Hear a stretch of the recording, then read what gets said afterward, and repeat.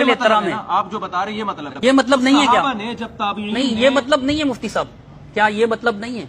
नहीं, ये मतलब नहीं है। जो फिर क्या है बताएं? तकलीद से कोई ताल्लुक ही नहीं है। ये सारे मुफस्सिरीन ने गलत मतलब बयान किया। एक मिनट ठहरिएगा मुफ्ती साहब, एक मिनट ठहरिएगा प्लीज, एक मिनट ठहरिएगा। अगर इसका ये मतलब नहीं है, जिन मुफस्सिरीन ने ये मतलब बयान किया उन्होंने गलत बयान किया। देखो भाड़ में जाए मुफस्सिरीन की जो है ना एक तरफ। ये तो आप ज्यादती कर रहे हैं, जज्बाती हो गए, जज्बाती हो गए, एहतराम के खिलाफ है ये जुमला। एहतराम की बात क्या कर रहे हैं आप? मुफस्सिरीन की तरफ मुझे लेकर आ रहे हो यार, एक एक इबारत में पढ़ बाढ़ में जाए तो सख्त जुमला है, आप गुस्से में हो गए। आप बात कर रहे हो कुरान और सुन्नत की, मैं सहाबा की बात कर रहे हो बैठ के।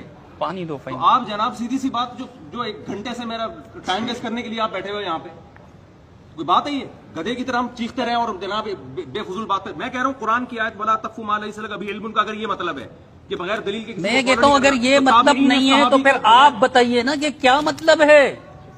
मैं भी तो कह रहा हूँ किसी ताबीई का, किसी सहाबी का या किसी आमी का किसी आलिम को फॉलो करना, बशर्ते कि वो आलिम कोई गिलास पानी दें, काफी गुस्सा आ रहा है, को फॉलो करने वाला हो, कुरान और सुन्नत का आलिम हो।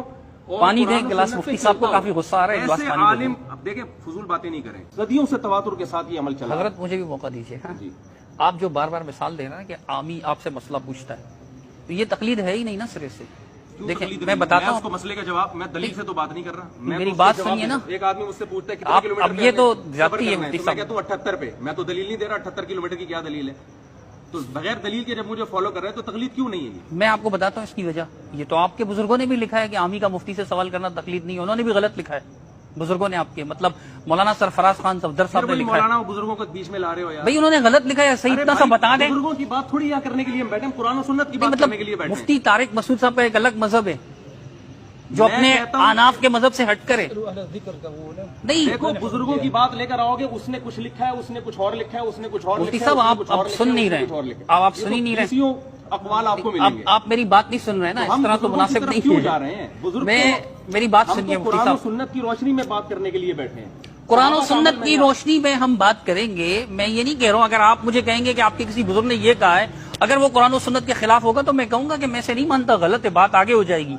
आप भी इतना कह दें कि जो बुजुर्गों ने ये लिखा है कि भाई आमी का मुफ्ती से सवाल करना तकलीद नहीं है, ये गलत लिखा है। उसूल फिक्र की किताबों में लिखा हुआ है, देखिए तकलीद मुसल्लम सबूत में लिखा हुआ है, फवातिह और रहमूत में लिखा हुआ है। कोई तकलीद का माना कुछ और लेता है, कोई बुजुर्ग तकलीद का माना कुछ और लेता है, कोई बुजुर्ग तकलीद का माना कुछ और लेता है। मुफ्ती साहब आप शुरू से लेकर अब तक यही बात दोहरा रहे हैं ना, तो ये रिपीट नहीं है।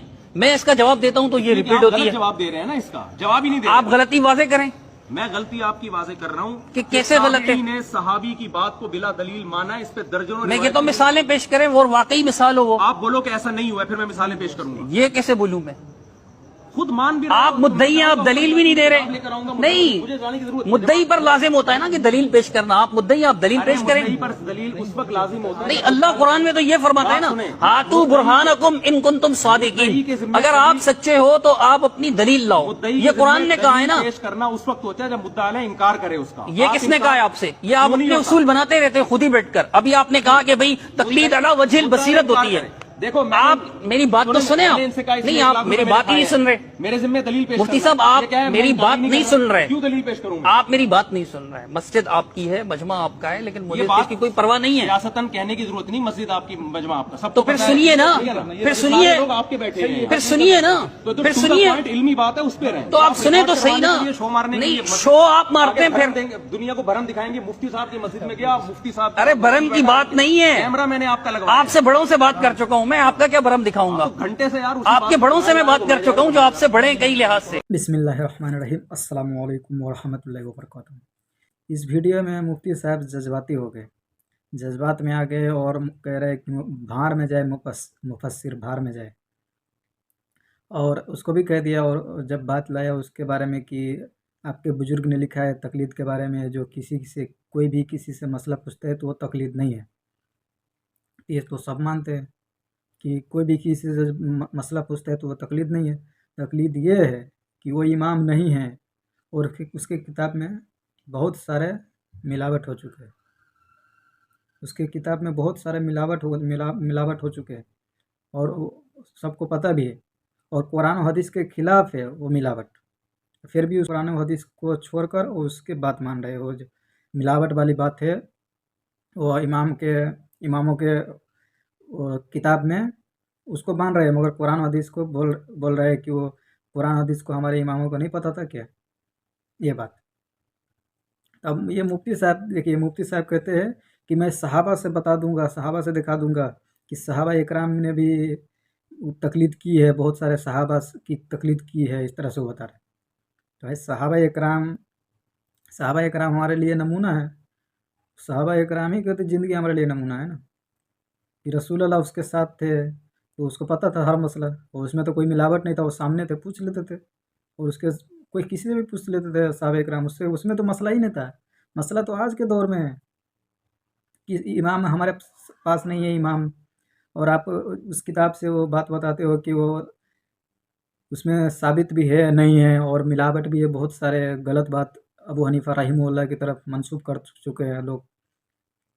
اب اس پہ آپ یہ اس سے پوچھ رہا ہے تو یہ کوئی دلیل نہیں دے رہا ہے. جب یہ اس سے پوچھ رہے ہیں کہ آپ دلیل دیجئے، مفتی صاحب سے پوچھ رہے ہیں اہل حدیث عالم کہ آپ دلیل دیجئے کہ آپ جو بات کر رہے ہو کہ صحابہ اکرام نے تقلید کی ہے تو آپ دلیل دیجئے. تو وہ کیا کر رہا ہے کہ آپ پہلے مانیے کہ نہیں ہے اس طرح سے، تب میں دلیل دوں گا. آپ بتائیے بھائی دیوبندیوں، بھائی آنکھ کھولو اور پہچانو کہ حق کیا ہے.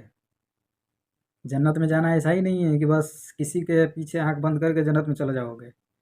اللہ تعالیٰ نے کان دیا ہے، آنکھ دیا اور عقل دیا ہے، اس کو یوز کر کے حق بات تک پہنچو.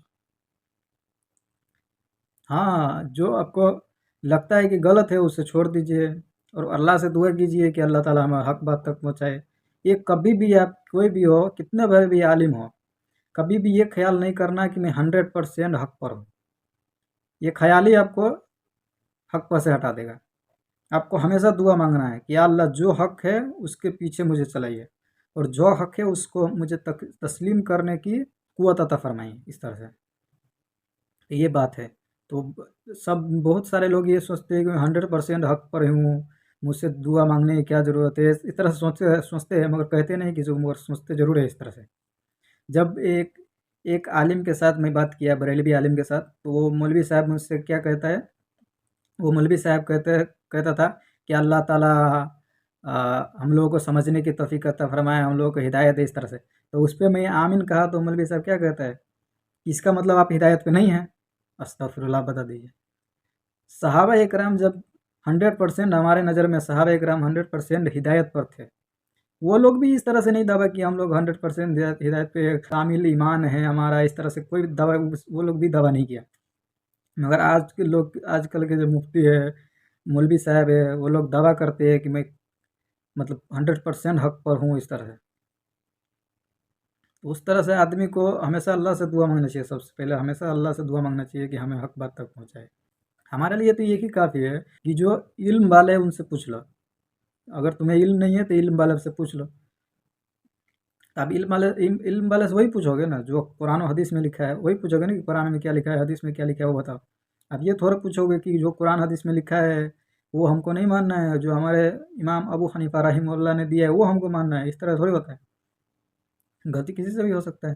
تب یہ مفتی صاحب ماننے کے لیے تیار ہی نہیں ہے. مفتی صاحب حد پار کر چکا ہے. ٹھیک ہے، تو اللہ تعالیٰ ان لوگوں کو ہدایت دے اور ہمیں بھی ہدایت دے. جزاکم اللہ خیر. اللہ حافظ.